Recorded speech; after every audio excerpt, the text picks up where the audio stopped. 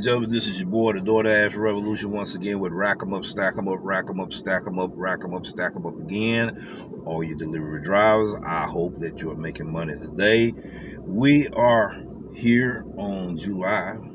It's a Monday, first day of the work week, and we want to discuss some things. Are Grubhub drivers forced to accept unwanted offers? Some may agree with what I got to say in this topic.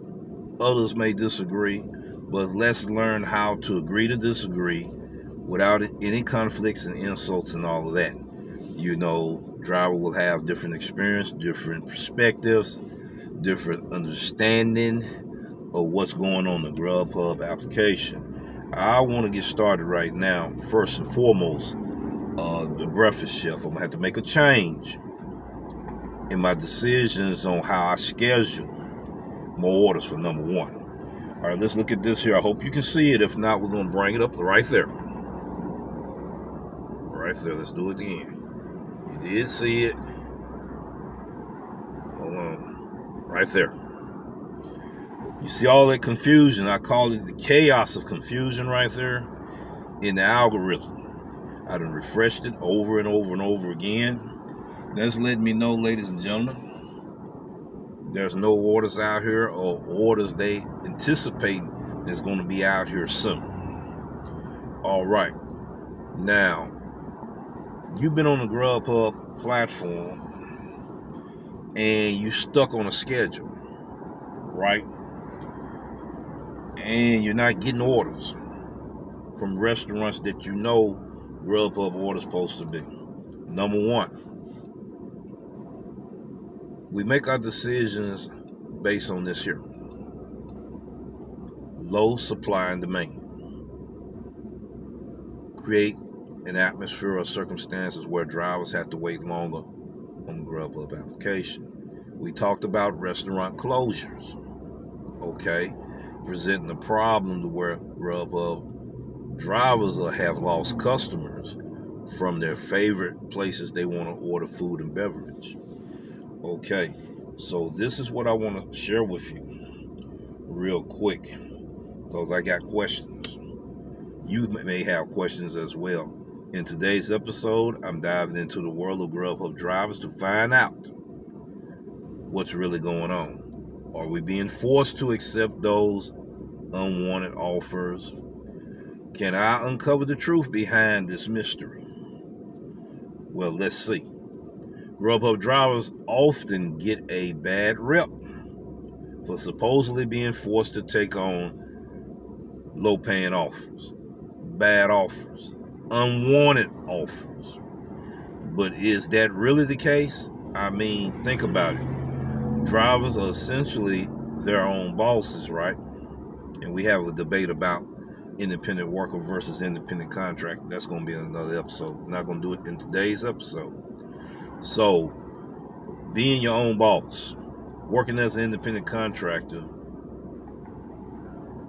you're supposed to be free to choose when and how much you want to work. Okay? Yet there's some lingering questions out there about whether we really have a choice when it comes to accepting offers. Okay, let's break this down right here. What I've been noticing in my marketplace, ladies and gentlemen, there's more reverse orders. There's more upside down orders.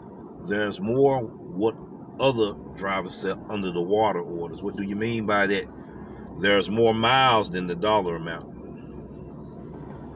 Okay, so when there's nothing else out there left but these unwanted orders, how do you navigate these unwanted orders? You got to pick the best from the bottom of the barrel. You got to evaluate these unwanted offers and learn how to navigate these unwanted offers so you don't feel like you're being forced to take anything. Yes, it's getting strict on this platform to where you get penalized. You do get penalized. And the penalty is the reduction of your ratings when you accepting and rejecting and unassigning orders on Grubhub. There's a penalty when you drop blocks. Okay, you drop blocks and the percentage drop anywhere from 5%, 10%, maybe 20%. Okay, you got 100% rating, then it drops down to 80. Now you feel like you're being pressured to where, okay, every time I go on block, I got to accept these orders. You know, I'm getting nothing but a avalanche of nothing but unwanted orders. Okay, they reverse orders for 23.8 miles. Okay, for $13. All right, let me check my app right quick, ladies and gentlemen, and see what we got going on. All right, we're going to refresh the screen. Just like I said, I've been sitting here for over an hour. All right, let me go ahead and refresh the screen. Quite sure I'm going to be doing a part 2 to this video. All right, here we go. I'm refreshing the screen. All right, same scenario. Same scenario. So, drivers, the question is, are you being forced to accept unwanted offers, or are you making a bad decision that's putting you in position to receive these unwanted offers? That's what I want to talk about today. This is Monday. Okay, this is where your historical data comes in play at in checking out for 28 days your historical data on where you're going to accept offers, where you're going for opportunities to make money. I want to go ahead real quick and show this here. You go to your earnings tab. Okay. All right, suppose I want to look for next week. All right, we go to next week. I'm going to next week right now. All right, we're going to hit Monday. Except for I said, no, I don't want to do that week. I want to go where I had a good week on Monday. All right, right here, I had a pretty good week on Monday. We're going to check that out. We did $87. Okay, we had another week where I had $150, but we're going to do this one. This is good enough to check things out right quick. Okay, you know you're going to have your breakdown and all of that going to be featured right there. All right, we're going to go straight to view earnings activity. And when you view earnings activity, you're going to see the restaurants there, right? Okay, you're going to look at it. You're going to look at, okay, what area of town that I was in when I received that order. And it's going to show something like that. Okay, so you know that you was in a hot spot.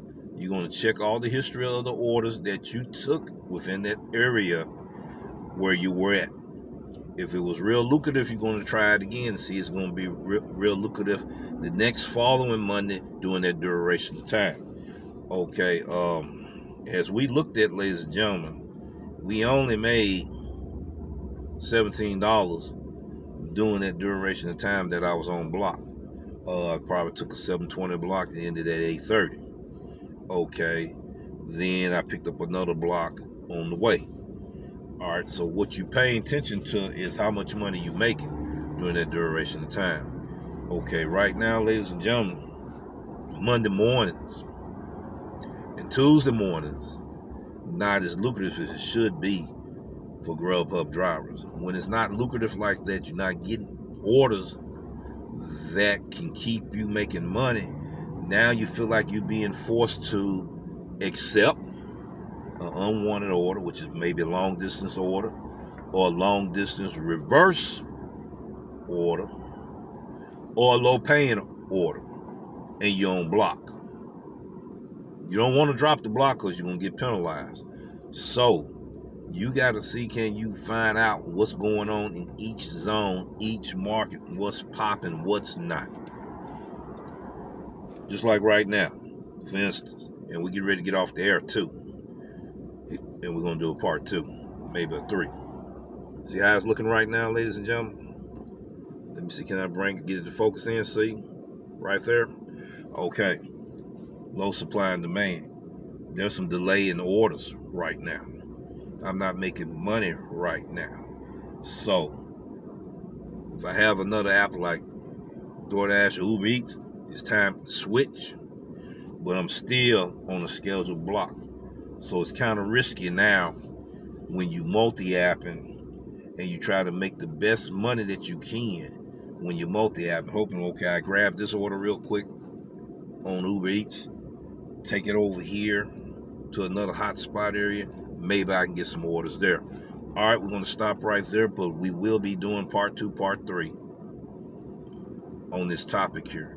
Put down in the comments down below, what is your circumstances? What are the situations you're going through? How do you navigate through unwanted orders? Peace, take care, ladies and gentlemen, and we'll see you in the next video.